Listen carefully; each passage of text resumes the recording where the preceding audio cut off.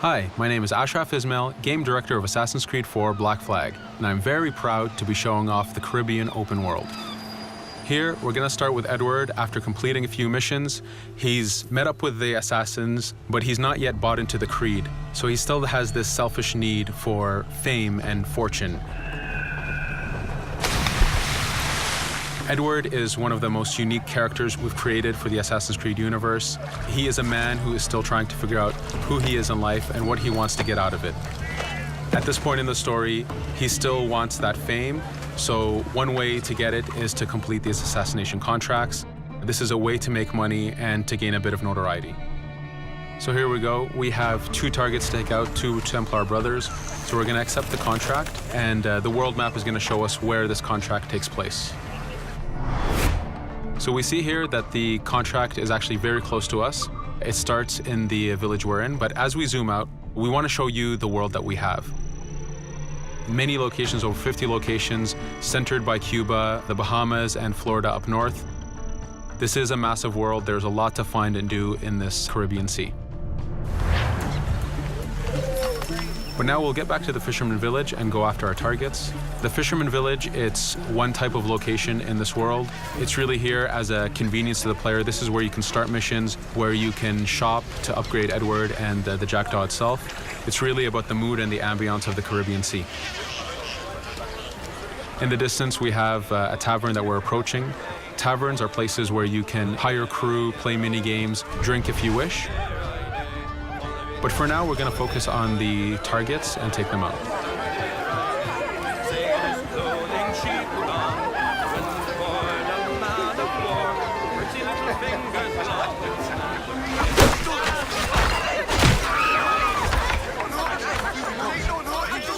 Now that we've taken out one brother, the other one's going to bolt. Just like classic ACs, we can chase him down and take him out that way, but there's many ways to complete this contract. We can use the new free aim system to shoot him this way, to eliminate him that way. We can jump onto the ship and take him out with his crew, but instead we're going to let him escape into the sea and follow him with the Jackdaw. This is your ship. This is the second main character of the game. You're going to have to customize and upgrade the ship as you go on this journey with Edward.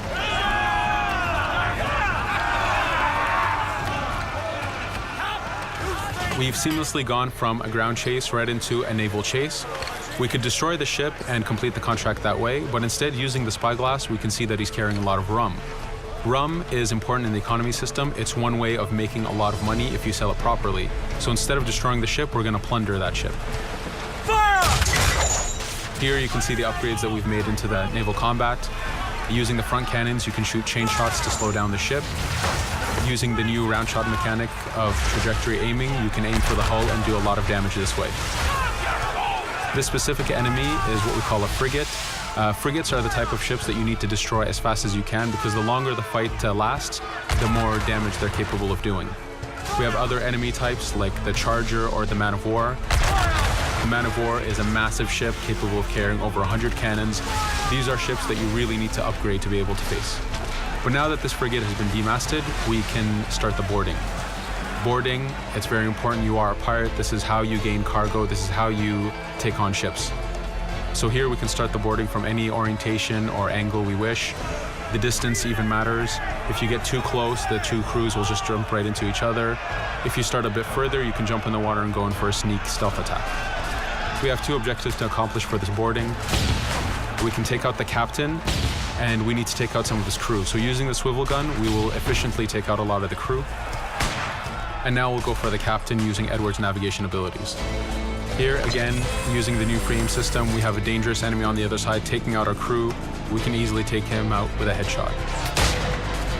So what we see here is that 2 ships have come together to create this 3D environment where, using your assassin abilities to navigate, to be stealthy, you can take the advantage and get the kill by surprise.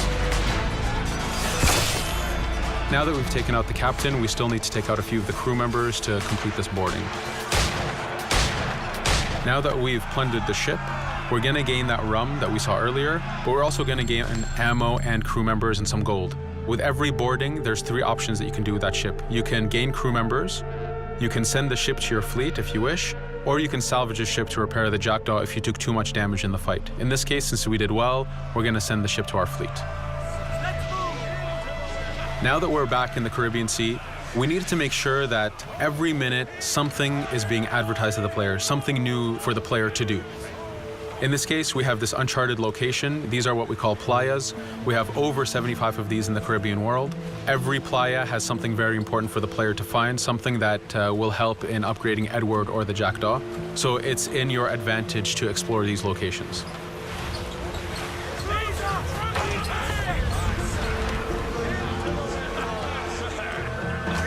Again, for us, seamlessness is very important.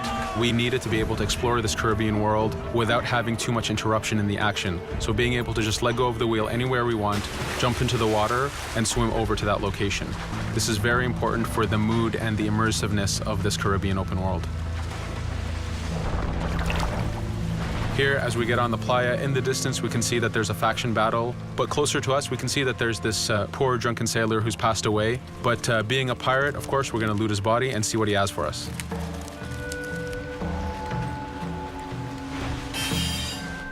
So we found a treasure map. This treasure map is asking us to go to an island called Misteriosa. Every time you find one of these, you know that you're going to find a treasure that is linked to the progression of the Jackdaw or Edward, so they are very valuable. Here we're going to take a look at that faction battle. We have a British ship facing off against a Spanish ship. We could jump in and take advantage of this opportunity, allowing each ship to weaken the other and for us to plunder both.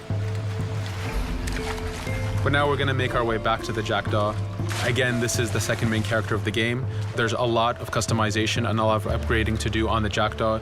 You can upgrade all the weapons to fit the playstyle you wish. Now, as we get onto the Jackdaw, we can see that the crew is cheering for us. Edward has a really close relationship with his first mate, Adewale, standing right there, and with his crew. And this is something that you'll see later in the demo, that we can lose and gain crew members. Again, using the spyglass, we can really see the contents of a ship, but you can also assess the danger and threat level of these ships. But for now, we're going to continue to Misteriosa to find that treasure. Here we've crossed into a harpooning zone. The harpooning system is connected to the hunting system, which is used for upgrading Edward himself. So you can upgrade the number of weapons he carries, the ammo that you can carry, and even his health. But for now, we've moved past that zone and we've got into a storm. Storms are very dangerous. If you're not careful, if you don't know how to navigate a storm, you will take damage to your ship and you will lose crew members. In the distance, we can see a water spout. This is a tornado in the ocean. These are very dangerous. They can suck you in, and when they do, they tear the ship apart and take out your crew. Here we can see its effect on a ship. This poor ship got sucked in and got destroyed. Storms are very dangerous, but we wanted the player to take advantage of this. When you've mastered a storm, when you know how these systems work, you can pull enemies into a storm and let the storm do damage for you. So there is a strategic element to using a storm in the world.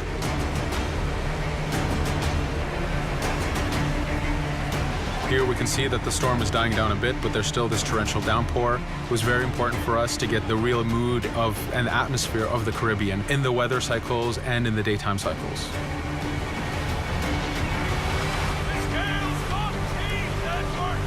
But here, since we've survived the storm, did pretty well, let's order our crew to sing. Sea shanties are a part of this game. It's a collectible that you can find in the world. So the more you find, the bigger playlist you have for your crew.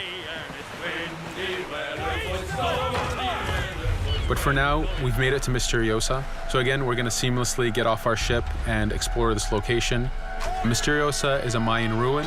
Mayan ruins are heavy with stealth and navigation capacities.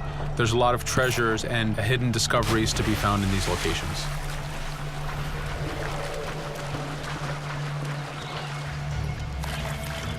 If we recall the treasure map, the treasure is hidden behind a temple.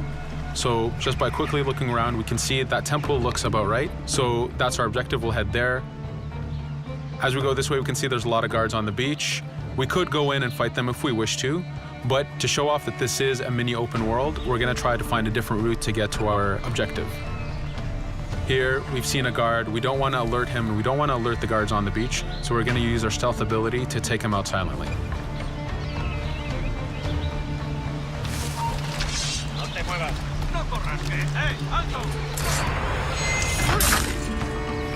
With AC3, we were able to push the navigation in the frontier, which means using natural environments like trees and rocks and so on. Mayan ruins are the perfect place where we mix man-made structures and these natural environments. So you really get to feel how far the navigation abilities of the assassin have come since the original game. In the distance there, we can see another part of the island being blocked off by a patrol of guards. We're going to avoid it for now and go for that treasure.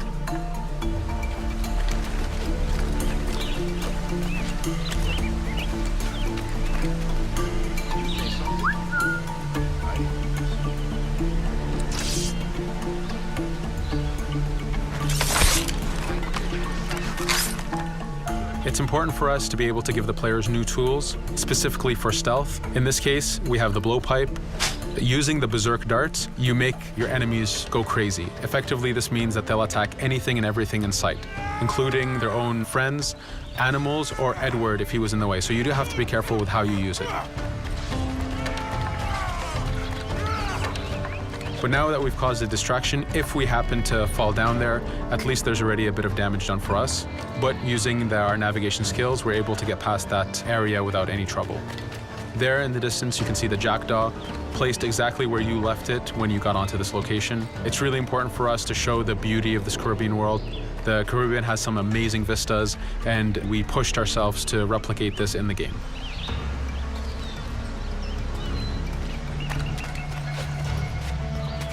As we continue forward, we can see in the distance there's a couple prisoners that are taken hostage. This is a scenario that you need to use stealth. If you're detected by those guards, they will kill the hostages. So in this case, it's to your advantage to use the environment to figure out how you can take out those guards without being detected. In this case, it's 2 guards, so it's not too hard. There are other scenarios where you have more guards and you have to figure out how you can take all of them out at the same time. Now that we've freed these prisoners, they are more than happy to join our crew. This is just one way of gaining crew members. As mentioned earlier, there's the taverns. There's actually many different setups of gaining crew.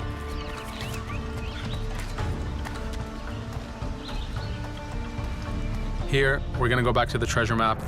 We can see that the treasure is actually behind the temple near a fountain. So if we just look around, we can see that it's around here.